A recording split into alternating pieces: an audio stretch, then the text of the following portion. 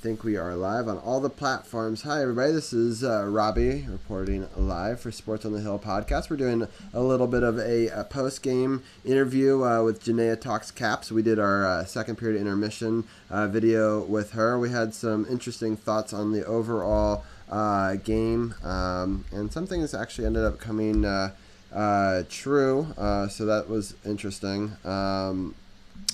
So let's get into it. Welcome back to the show, Jenaya, and give us some of your takes on the third period while I share it to a couple of quick groups. Yeah, thank you for having me. That third period, exactly what the doctor ordered, right? I mean, that's exactly what we talked about during the second intermission. The Caps had to get on the forecheck more, start playing physically. That's exactly what they did. So obviously, Todd Reardon probably told them the exact same thing during the second intermission. I think that when they play that way that we just saw in the third period, like there's really no team in the NHL that can match their physicality combined with, their speed and skill, obviously. Certainly the Penguins can't match it. Just a couple of notes I had, like the hits for the game were 47-24 in favor of the Caps. So almost 50 hits in a regular season game. That's usually something that's reserved for playoff games. Tom Wilson had 13 hits all by himself, so he was all over the ice. He's kind of the one who got the comeback going in the third period there. He had a few huge hits, and then kind of the rest of the boys followed in line. And yeah, a great third period by the Caps. They kind of, honestly, they slept through the first 40 minutes and still were almost able to win the game. So I think, obviously, the way that they played in that third period, that's the way that they need to play for an entire game. When they do that, the Penguins really can't match them.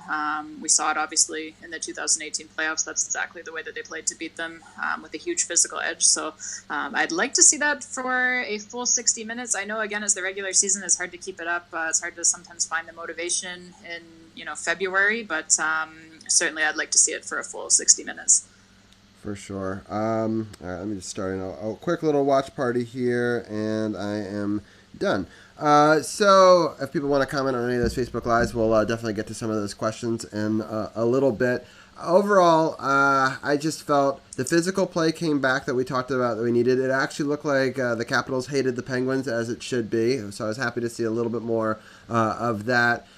Just disappointing with the officiating. The 6-3 in the power plays, and I specifically thought in the third period there was a lot of hooks and trips that were just not called, and then when the stick came up high, which I definitely think could be a penalty, it was definitely called quickly on us. It was just they were letting some stuff go that the Pens were doing, but not anything the Caps were doing. They got a penalty on.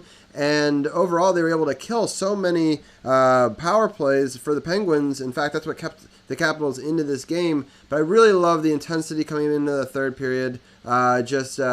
Scoring that first goal. Unfortunately, just a bad bounce on the goal coming back. But then for Eller to come back and bring it within one, the announcers were thinking that maybe Eller should be out there. But obviously, they've done really well 4-on-5 with that unit, or 6-on-5 with that unit. What are some of your thoughts overall in the officiating, but also did you think Eller should have made an appearance at the end? Yeah, I mean, as far as the officiating, I mean, when are we not disappointed in the officiating when it's Capitals versus Penguins, right? That's kind of always the story. But I just think where it bothers me is either you're going to call the penalties or you're not going to call them, but do it both ways, right? Like if you're going to call those stick infractions in the third period, then you have to call it both ways. Like the third period was extremely frustrating because the Caps owned the puck for the entire period. Like they were in the Penguins' end for the entire period. Shots obviously in the period were 13-5 in favor of the Caps. But you have that type of an edge in puck possession, and somehow the Penguins are the team that gets the only 2 power plays of the period. So that doesn't make any sense. It's kind of to be expected, like I said, against Pittsburgh. When was the last time that we played a game against them where they didn't have twice as many power plays? It's pretty much always the case. It's just kind of something that we've accepted as a fact. That's the way that it's going to be. But it's really frustrating when, like I said, you own the puck for the entire period the Penguins basically didn't touch the puck at 5-on-5, and somehow they come out of the period having the only 2 power plays. So, like you said, 6-3 power plays overall. The Caps were able to kill off all 6 power plays for the Penguins, which is obviously huge. But the other side of that is, like, we spent a quarter of the game on the penalty kill. Like, yes, we were able to kill off all of their power plays, but we spent a quarter of the game on the PK, so that obviously takes away ice time from the big guys that you want out on the ice, the Ovechkins, the Backstroms, the Kuznetsovs. So that hurts us as well. And I just felt like really everything in this game kind of went against us, like, not to make excuses, but obviously the penalties, the icing calls, the quick whistle at the end, which you and I talked about just in our chat there. Quick whistle probably cost the Caps the tie. Again, it's one of those things where the ref just says that he lost sight of the puck, but I mean, I could see it here from my living room, so I don't know what they're looking at. But again, that's kind of always the way that it is against the Penguins. We're kind of used to it by now. But certainly I'd like to see some better officiating. But the Caps as well, I mean, they kind of shot themselves in the foot through the first 2 periods, right? Like I said, they pretty much slept through the first 40 minutes, so you can't blame it all on the officials. The refereeing obviously was terrible again, but you can't blame it all on them when you basically sleepwalk through the first 40 minutes and come to play for the last 20. It is encouraging that with playing only 20 minutes of a 60-minute game, they still almost won the game. And again, like we talked about, if the game was called evenly, they probably would have tied it and then won. So that's obviously encouraging, but I would like to see the biggest thing for me is just a 60-minute effort, especially against a big rival, like we talked about in the second intermission. It didn't look like the Caps hated the Penguins enough through the first 40 minutes, and that came on a little bit in the third period, which we saw, and obviously they were able to turn the game around from there. But yeah, I would like to see them just start games a lot better than they have been really for a lot of the season, and especially against a team that they should hate by now. Yeah, you're definitely right. We can't put it all on the officials, but going into a game knowing that you're going to have to fight against the team and the officials and the alarm clock, since we don't play well at those noon games, I think that means you just got to try even that much harder in the first 2 periods. And I think, as we were talking about, if they had played the effort of the third period in the first 2, we would have probably won that game pretty handedly. So it is something good to look for. We still have 3 more day games against this team, which is just obnoxious. But I think it's crazy that the schedulers didn't give us a single 7 o'clock game, I heard, which is crazy to me. But hopefully in one of those other games we're able to put together a good first and second period, giving us an opportunity in the third. But I was really happy with the resilience of the Capitals overall. 2-2 week, which is sadly what I kind of predicted on the show, so I'm sorry if I jinxed it. It's always going to be tough, but I thought that there's a lot of great things in this game. I mean, I thought Sam played pretty well, even though he gave up 4 goals, which is more than he usually does. It is sad that his streak ends, so he won't be the rookie with the longest win streak in history. He'll just end up having to be tied for second in that statistical category, which is still very impressive. But he'll have to settle for maybe a Calder Trophy. But I'm hoping they give it to him. It's so rare to get Calder trophies as a goaltender. I mean, I think he definitely deserves it. But just if you look over the history of the league, usually it's given to an offensive talent. I think if his numbers stay in the top 5 and he's given a fair amount of these games down the stretch, and I think we'll agree that maybe they should get an even amount of games down the stretch and maybe not give Holtby the extra workload that you usually give a starter. But I also don't think you give Sam the starter workload. Some people are thinking that that's the way it should be. I think you play it a lot like Grubauer situation in 2018, where I guess some points down the stretch he was kind of looking like the number 1. But overall, I think you try to keep it even between the 2 of them, keep them both warmed and ready, and hopefully we see the great Holtby come back in the playoffs like we usually do.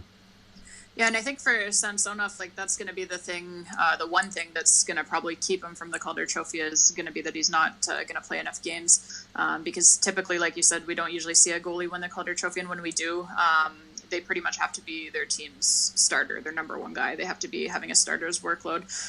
Samsonov's pretty much split the starts with Holtby here lately, but I think that's going to be the one thing that keeps him from being the one who wins the Calder Trophy. Is he has the numbers for it when you look at his save percentage and his goals against average.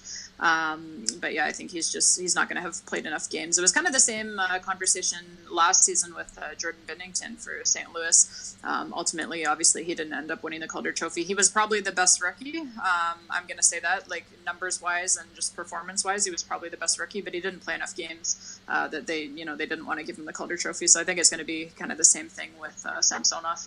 Right. Well, obviously he won a much more important trophy at the end of the season. So I think I would make that same trade, even if we're keeping Sam well tuned, and even if we end up going with Sam and he can have Hopi as his sort of advisor and sort of confidant through the playoffs, he's worth it just to keep a veteran on the bench for that alone, I would say. But either way, I would be happy if it was the same story where he didn't get the Calder Trophy and he helps them hoist the Stanley Cup at the end of the season. But I think any team would take that trade, obviously. Jordan Binnington actually reminded Pettersson of that before the first Canucks Blues game this season too. Pettersson was kind of mouthing off about how he won the Calder, and Binnington was kind of like, "Oh, I got the better trophy." So I think anybody's going to take the Stanley Cup.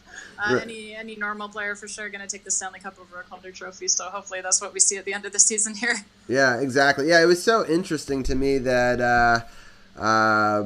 He had such a great year last year, and I definitely see some parallels into what we're seeing with the Capitals. The key difference, though, is I think that the defense of the Blues looked a lot better at this time and in the playoffs than the Capitals do right now. So if the Capitals want to hoist that big trophy at the end of the year, the defense needs to stop with some of these lapses that we saw in the first two periods. I think that they definitely cost us the game more than goaltending does one way or another. I think goaltending gets blamed too easily and gets applauded too easily for a lot of games. Now, I think the goalie is a very important position. I know that you feel the same way. But with that being said, I think that the defense plays a huge role. Turnovers, especially timely turnovers, and where those turnovers happen, especially in your own defensive zone, can make a huge difference in these games. Yeah, no, I was going to say, being a goalie myself, I definitely agree that goaltending gets blamed all too often. But I'll say the opposite. I don't think they get enough credit. that's the way that I look at it. But like the giveaways, like we talked about it in the second intermission. I mean, to the Caps' credit, they cleaned it up a lot over the last 40 minutes. Like we had 10 giveaways in the first period. We finished the game with only 12. So they only turned the puck over twice over the last 40 minutes. So they really cleaned it up a lot. I would say for Samsonov, like 3 of the goals for me were kind of squeaky, but it was kind of a little bit of bad luck as well. Like there were some bad bounces. Whereas the Caps, obviously their goals on Murray were, glove side snipes. But I think for Samsonov, like he played well. Like you can't really ask for more than what he did in the game. I think the biggest thing about the game was just that, like we saw it in the third period, right? Like the forecheck, the physical play. You can definitely see how the Penguins cannot keep up with them when they play that way. We saw it in the third period. It was very evident. So I just think if they play that way for a whole game, that's what they did in the 2018 playoffs. That's how they beat Pittsburgh. Pittsburgh, they really can't keep up with the Caps' physicality when they're playing that way. And then the other thing was in this game as well, the Caps missed 3 wide open nets. Like there was, 2 of them went off the pipe, obviously, and then Backstrom. That Nicky one kills me the most. Carlson just makes a sick pass, wide open net, and it's a tough pass to take too. Like I get that, but that was definitely a yawning cage that he missed. And he's drifting behind the goal, right? So people forget that from TV, it looks like it's a lot easier of an opportunity than as a player with your momentum carrying you that way. But at the same time, that's our chance, right? But I still think the blowing the whistle dead, with 30 seconds left with a juicy rebound bouncing out right onto Ovechkin's stick. That was going to be a goal, Ovechkin flying in there, and the whistle goes with a wide open net. Like, you can't tell me that's not going to be a goal, so that would have been the tie game right there. But, it's an easy out for the officials too, right? Because they just say, I lost sight of the puck. But, like I said, I'm, in my living room and 3,000 miles away, and I can see it perfectly from here. So I don't know how you can't see the puck. It wasn't even like it was close to being covered. It was sitting right in the crease. So I don't know. It's so far. I feel like that call goes against us more often than it ever goes for us. Just as a Capitals fan, yes, we're biased, right? We'll admit that to some extent, but I swear, they never see the puck when we have an open chance of it, just bouncing around there. But the reverse happens. They're always like, we've got a great view of the puck, whenever goes the other way. So I don't know. That's a very frustrating And it's one. always against Schittsburg too, right? Like Yeah. I had done something. I think it was a couple of years back. I had gone back because in the Ovechkin era at that point, the Capitals had played the Penguins 3 times in the playoffs. Obviously, 2009, 2016, 2017, and so I had gone back and I had just gone back through every single playoff game, and I had just tallied up the penalties for either side, and it was literally 2-1. The power plays that the Penguins get over the Caps in the playoffs. So you can't say that is not the case. It's not just us being whiners. It's actually fact. They get twice as many power plays as us. And it was the same thing again today, 6-3. So the shots were pretty much even. The Penguins had one more shot. It was 33-32. So the fact that, they had twice as many power plays as us and the Caps were still able to pretty much keep the shots even is pretty impressive as well. But also, the third period, like I said, is really what bothers me. When you have that big of an edge in play, you have the puck in their end for the entire third period, and somehow the Penguins get the only 2 power plays. It's not justifiable to me. Right. Well, and it's not to say that I definitely think that the call on Hagelin was the right call. So I don't want to say, sure. But at the same time, there was a trip earlier on that play, just a few moments earlier, that if they call that, then the Hagelin one never happens, right? So they didn't call that one, and the guy goes. And that's my problem with it. And to be clear, I'm not saying that the penalty on Hagelin was not a penalty or should not have been a penalty. It was a penalty, but my problem with it is that you don't call anything the other way. So if you're going to call it one way, yes, it's a penalty on Hagelin, but you have to call, the 3 or 4 infractions on the Penguins that happened before that. You can't just call it one way. So that's kind of where there was 2 Penguins infractions on the shift just before. Not even the shift, but it was when it was on the other side of the ice on the same shift. So and one of them was right in front of the net, probably cost us a goal again. So it's just you're getting you see the Caps pressing and basically getting mugged in front of the net, and the refs aren't calling any of it. So at that point, you figure, okay, so the whistles are put away for the third period, right? They're not going to call anything. But then you come back down the other end, and the first time that the Penguins touch the puck, Hagelin gets a penalty right away. So I just think that, if that's going to be the case, if you're not going to call anything on the Penguins, then put the whistles away for both sides and just let them play 5-on-5. Yeah, so very, very frustrating. Well, we'll definitely have a lot more to talk about. We're just doing a quick little show. Definitely encourage people to go and check out our little bit longer intermission report, but I just wanted to get some of our thoughts out there as they were fresh in our minds. But it'll be an interesting week ahead for the Capitals. I'm going to pull it up just right now just to quickly preview and get your thoughts on them, and then I'll head out of here. We're playing Los Angeles Kings on Tuesday, and then on Saturday we play Philadelphia. So just 2 games. We've got a huge break between that Tuesday and Saturday game. Both are still at home, so this is kind of a strange homestand. And then on Monday, February 10th, we'll play the Islanders. That'll be at 7, so it'll be during our live podcast in a week from tomorrow. What are some of your thoughts on LA and Philadelphia? I mean, the Kings, to start with, obviously are a pretty terrible team. Even playing in the weakest division in hockey, in the Pacific Division, they're still not able to put many wins together. So I'm hoping that the Caps don't kind of play down to the level of their competition, as has so often been the case. They seem to really get up for the games against the better teams. They seem to always beat the better teams. They beat the playoff teams. They beat the top contending teams. But then sometimes they kind of have a lull against a quote-unquote weaker opponent. So hopefully that won't be the case. And then Philly, they're doing okay this year. They might be in the playoffs. It's kind of between, there's them, there's Carolina, there's Columbus, 3 Metro Division teams all kind of hovering around the bubble there. You can maybe even put the Islanders actually in that category as well, as they've not been winning a lot of games recently. But yeah, Philly kind of, I think for a lot of people, is maybe exceeding the expectations this season so far.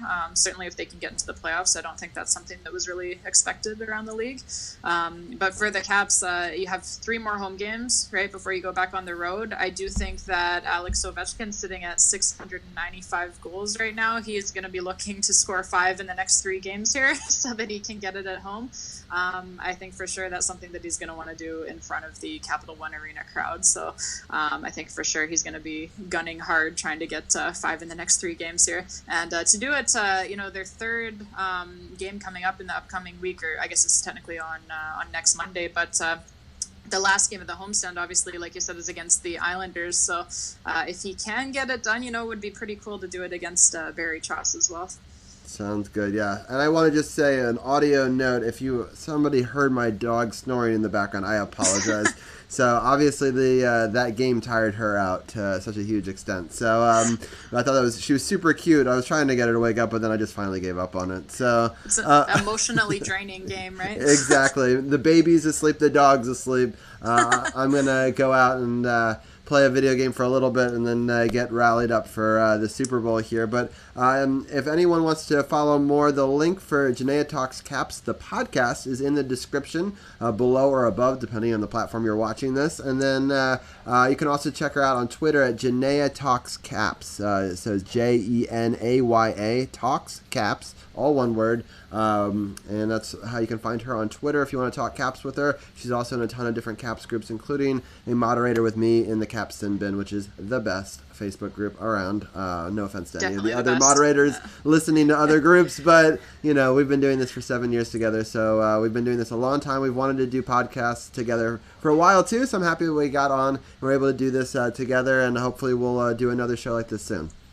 Yeah, for sure. It's the first time, actually, that we've been able to connect and make it happen, so I look forward to doing it again. Yeah, hopefully it'll be for a winning game, or maybe we'll do another one of these second period intermissions. We'll let our friends know over on the Facebook page, facebook.com/SportsOTHP, and once again at 7 o'clock, we'll talk more about this and the whole week for the Capitals. We'll also have our Wizards talk at 7:40, and then at 8 o'clock we'll break down the Super Bowl with Carol as well, so hope everyone's able to tune in. Thanks, Jenaya, for joining me, and let's go Caps!